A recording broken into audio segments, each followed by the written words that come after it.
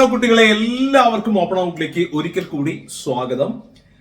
IT പരീക്ഷയുമായി ബന്ധപ്പെട്ടിട്ട് നിങ്ങൾക്ക് ഉള്ള ആശങ്കകളെ ഒരു പരിധി വരെ പരിഹരിക്കുന്ന സന്തോഷകരമായ ഒരു വിവരം നിങ്ങളോട് പങ്കുവെക്കാനാണ്, സന്തോഷമായ ഒരു കാര്യം നിങ്ങളോട് പറയാനാണ് ഞാൻ ഈ വീഡിയോ ചെയ്യുന്നത്. കാര്യത്തിലേക്ക് കടക്കുന്നതിന് മുൻപേ രണ്ട് കാര്യങ്ങൾ പറയട്ടെ. ഒന്ന്, നിങ്ങൾ ഇതുവരെയും ഈ ചാനൽ സബ്സ്ക്രൈബ് ചെയ്തിട്ടില്ലെങ്കിൽ ഇപ്പൊ തന്നെ സബ്സ്ക്രൈബ് ചെയ്യുക. കാരണം നിങ്ങൾക്ക് IT ഉൾപ്പെടെ എല്ലാ വിഷയങ്ങളുടെയും വളരെ യൂസ്ഫുൾ ആയ വീഡിയോകൾ ഈ ചാനലിലൂടെ കിട്ടിക്കൊണ്ടിരിക്കും. സോ ഇപ്പൊ തന്നെ ചാനൽ ഒന്ന് സബ്സ്ക്രൈബ് ചെയ്യുക. രണ്ടാമത്തെ കാര്യം, IT തിയറിയുമായി ബന്ധപ്പെട്ടിട്ടുള്ള 2 വീഡിയോകൾ ഞാൻ ഇതിനോടകം ചെയ്തിട്ടുണ്ട്. രണ്ടിലും പ്രധാനപ്പെട്ട IT തിയറി ചോദ്യങ്ങൾ ഏതൊക്കെയാണ് എന്നാണ് പറയുന്നത്. 2 വീഡിയോയുടെയും ലിങ്ക് ഡിസ്ക്രിപ്ഷൻ ബോക്സിലും ഫസ്റ്റ് കമന്റ് ആയിട്ടും കൊടുത്തിട്ടുണ്ട്. തീർച്ചയായിട്ടും നിങ്ങൾ ആ 2 വീഡിയോകളും ഇപ്പൊ തന്നെ കാണുക. ഈ വീഡിയോ കണ്ടു കഴിഞ്ഞ ശേഷം ഓക്കെ, നിങ്ങൾക്ക് അത് ഭയങ്കര ഉപകാരം ഉണ്ടാവും ഞാൻ പ്രതീക്ഷിക്കുന്നു. സോ ഈ വീഡിയോയിൽ ഞാൻ പറയാൻ പോകുന്നത് IT കുട്ടികളുടെ ഇപ്പോഴുള്ള ആ ഒരു ടെൻഷൻ കുറയ്ക്കുന്ന, അവർക്ക് ആശ്വാസമാകുന്ന ഒരു കാര്യമാണ്. കുറച്ച് കുട്ടികൾക്കൊക്കെ ഇതിനെ കുറിച്ചൊരു ധാരണ ഉണ്ടായേക്കാം, പക്ഷേ കൂടുതൽ കുട്ടികൾക്ക് കാര്യം അറിയില്ല. അങ്ങനെ അറിയാത്ത കുട്ടികൾക്ക് വേണ്ടിയിട്ടാണ് ഈ വീഡിയോ എന്ന് ഞാൻ ആദ്യമേ പറയുന്നു.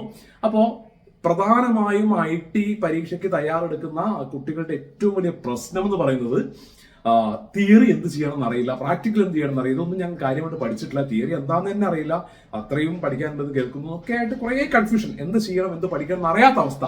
അപ്പൊ നിങ്ങളോട് ഞാൻ പറഞ്ഞുതരാം. IT മോഡൽ പരീക്ഷ വരുന്നുണ്ടല്ലോ, ഈ വരുന്ന 17-ാം തീയതി മുതലാണ് IT മോഡൽ പരീക്ഷ ഒഫീഷ്യലി ആരംഭിക്കുന്നത്. ഈ മോഡൽ പരീക്ഷ IT സോഫ്റ്റ്വെയർ വെച്ചിട്ടാണ് നടക്കുക. ഈ സോഫ്റ്റ്വെയറിൽ ഏകദേശം ഒരു 200-ൽ താഴെ, എനിക്കൊന്ന് ഒരു 180ഓളം തിയറി ചോദ്യങ്ങൾ ഉണ്ടാവും. ഈ തിയറി ചോദ്യങ്ങളിൽ ഏതെങ്കിലും ഒരു 15 എണ്ണമാണ് ഒരു വിദ്യാർത്ഥി കിട്ടുക. 10 ചോദ്യങ്ങള് അരമാർക്ക് വീതമുള്ള 10 ചോദ്യങ്ങളും പിന്നെ 1 മാർക്കിന് 5 ചോദ്യങ്ങളുമായിട്ട് ഒരു 15 ചോദ്യങ്ങളാണ് ഓരോ കുട്ടിക്കും കിട്ടുക. ഈ ചോദ്യങ്ങളെല്ലാം വരുന്നത് ഈ 180-200ഓളം ചോദ്യങ്ങൾ നിന്നായിരിക്കും. കൃത്യമായി നമുക്ക് പറയാൻ കഴിയില്ല, ഒരു 150-200ഓളം ചോദ്യങ്ങൾ ഉണ്ടാവും. അതിനുള്ളിൽ നിന്നായിരിക്കും ഓരോ കുട്ടിയും കിട്ടുന്ന ഈ 15 ചോദ്യം ഉണ്ടാവുക. ഇപ്പൊ നിങ്ങൾ കിട്ടുന്ന 15 ചോദ്യമായിരിക്കില്ല നിങ്ങളെ തൊട്ടടുത്ത് കിട്ടുന്ന കുട്ടിക്ക് ഉണ്ടാവുക. കാരണം ഈ 180 ചോദ്യങ്ങളുടെ കളക്ഷനിൽ നിന്നും വേറെ 15 ചോദ്യമായിരിക്കും അവർക്ക് ഉണ്ടാവുക.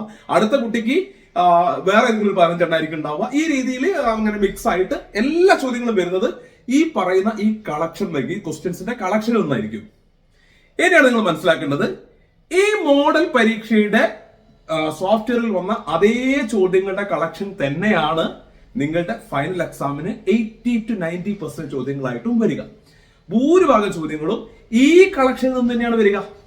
അപ്പൊ മോഡൽ എക്സാം കഴിയുമ്പോൾ ഈ വന്ന നിങ്ങൾക്ക് പരീക്ഷ അറ്റൻഡ് ചെയ്യുമ്പോൾ 15 ചോദ്യങ്ങൾ കണ്ടിട്ടുണ്ടാവും. അങ്ങനെ ഓരോ കുട്ടിയും കുറെ ചോദ്യം കിട്ടിയിട്ടുണ്ടാവും. ഇതെല്ലാം കൂടി കളക്ട് ചെയ്തിട്ട് ഈ സോഫ്റ്റ്വെയറിലുള്ള എല്ലാ ചോദ്യങ്ങളും PDF ആയിട്ടും പ്രിന്റഡ് ആയിട്ടും ഒക്കെ നിങ്ങളുടെ കൈകളിലേക്ക് നിങ്ങളുടെ സ്കൂളിൽ നിന്നോ അല്ലെങ്കിൽ ഏതെങ്കിലും നമ്മൾ ഉൾപ്പെടെയുള്ള ചാനലുകൾ വഴിയോ അതല്ലെങ്കിൽ ഏതെങ്കിലും പബ്ലിക്കേഷൻ വഴിയോ ഒക്കെ നിങ്ങൾക്ക് കിട്ടും.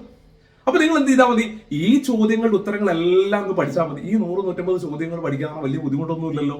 ഈ 150 വൺ വേർഡ് ചോദ്യങ്ങളുടെ ഉത്തരം നിങ്ങൾ അങ്ങോട്ട് പഠിച്ചു കഴിഞ്ഞാൽ ഏകദേശം ഒരു ഭൂരിപക്ഷം തിയറി ചോദ്യങ്ങളും നിങ്ങളുടെ കയ്യിലായി. അതുകൊണ്ട് നിങ്ങൾക്ക് A+ കിട്ടും എന്ന് ഉറപ്പിച്ചൊന്നും പറയുന്നില്ല. കാരണം ബാക്കി ഒരു 10-20% ചോദ്യങ്ങൾ അല്ലാതെ വരുന്നുണ്ടല്ലോ, അത് ടെക്സ്റ്റ് ബുക്ക് ഒന്ന് വായിച്ചാൽ കിട്ടുന്നേ ഉള്ളൂ. അതായത് IT ഒന്നും അറിയില്ല എന്നൊക്കെ ചിന്തിച്ച്, എനിക്ക് ഒന്നും ശരിയാവില്ല എന്നൊക്കെ ചിന്തിച്ച് നിൽക്കുന്ന കുട്ടികൾക്ക് അങ്ങനെ ടെൻഷൻ ഒന്നും വേണ്ട. മോഡൽ പരീക്ഷ കഴിഞ്ഞിട്ട് ഈ ചോദ്യങ്ങളുടെ കളക്ഷൻ നിങ്ങളുടെ കയ്യിൽ കിട്ടിക്കഴിഞ്ഞാൽ അത് അതേപോലെ അങ്ങോട്ട് പഠിച്ചു വെച്ചാൽ മെയിൻ എക്സാമിന് വരുന്ന ഒരു ഭൂരിപക്ഷം ചോദ്യങ്ങൾ നിങ്ങളുടെ കയ്യിലേക്ക് എത്തി. അതിൽ പെട്ടതല്ലേ ചോദിക്കൂ. അതെല്ലാം പഠിച്ചിട്ടുണ്ടെങ്കിൽ നിങ്ങൾക്ക് ഉത്തരം എഴുതാൻ, അതും വൺ വേർഡ് ചോദ്യങ്ങളല്ലേ, പഠിച്ചൂടെ, പഠിക്കാൻ നിങ്ങൾക്ക് കഴിയും. ഓക്കെ, പ്രാക്ടിക്കൽ ഇങ്ങനെ തന്നെയാണ്.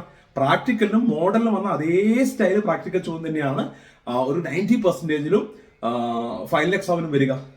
ചെറിയ മാറ്റങ്ങൾ അങ്ങോട്ടൊക്കെ ഉണ്ടായെങ്കിൽ പോലും ഇത് ചെയ്ത് പഠിച്ച കുട്ടികൾക്ക് അതും ചെയ്യാൻ കഴിയും. അപ്പം ഒരു 10-16 ടൈപ്പ് പ്രാക്ടിക്കൽ ചോദ്യങ്ങൾ ഉണ്ടാവും, അല്ലെങ്കിൽ 10-20 ടൈപ്പ് പ്രാക്ടിക്കൽ ചോദ്യങ്ങൾ ഉണ്ടാവും. അത്രയൊന്നും ഉണ്ടാവില്ല. അതൊക്കെ ഒന്ന് ഈസി ആയിട്ട് നിങ്ങൾ ചെയ്ത് പഠിക്കാം. വീഡിയോ ആയിട്ട് ഞങ്ങൾ തന്നെ നിങ്ങൾക്ക് തരും, അല്ലെങ്കിൽ നിങ്ങളുടെ സ്കൂളിൽ നിന്നൊക്കെ അത് പഠിപ്പിക്കും. അതെല്ലാം കൂടി ആവുമ്പോൾ ഫൈനൽ എക്സാമിലേക്ക്, IT ഫൈനൽ എക്സാമിലേക്ക് നിങ്ങൾ സെറ്റ് ആയിട്ടുണ്ടാവും. ഓക്കെ, അതുകൊണ്ട് ഇപ്പോ നിങ്ങൾ IT ഒന്നും അറിയില്ല, ഒരു തിയറിയും അറിയില്ല, ഒരു പ്രാക്ടിക്കലും അറിയില്ല എന്ന് ആലോചിച്ച് ടെൻഷൻ ഒന്നും പഠിക്കണ്ട. ഇങ്ങനെ ഒരു കാര്യത്തിൽ നിൽക്കുന്നുണ്ട്, അതിൽ നിന്നുള്ള കുറേ ചോദ്യങ്ങൾ വരുന്നുള്ളതുകൊണ്ട് നിങ്ങൾക്ക് കുറേ ചോദ്യം ഉത്തരം എഴുതാൻ കഴിയും ഇതെല്ലാം പഠിച്ചാൽ. ബാക്കി ടെക്സ്റ്റ് ബുക്ക് കൂടി ഒന്ന് നന്നായിട്ട് വായിച്ചാൽ നിങ്ങൾക്ക് എന്ത് ചെയ്യാം, IT A+ ഉറപ്പായിട്ടും കിട്ടും. ഓക്കെ, സോ ഈ ഒരു വിവരം അറിയാത്ത ഒരുപാട് കുട്ടികൾ ഉണ്ടാവും. സോ നിങ്ങൾ അവർക്കൊക്കെ ഈ കാര്യം ഒന്ന് ഷെയർ ചെയ്ത് കൊടുക്കുക, ഈ വീഡിയോ ഒന്ന് ഷെയർ ചെയ്ത് കൊടുക്കുക. Okay, thank you. വീണ്ടും കാണാം.